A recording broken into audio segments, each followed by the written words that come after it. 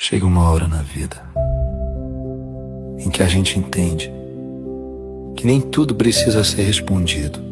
Algumas coisas só precisam ser entregues a Deus. Eu vivi o bastante para aprender que o coração humano se cansa quando tenta carregar sozinho o peso de dias difíceis. A fé me ensinou que descansar em Deus também é uma forma de coragem. Muita coisa passa, a dor, a pressa, o medo, até certas lágrimas, mas aquilo que Deus forma dentro da alma permanece mesmo depois da tempestade.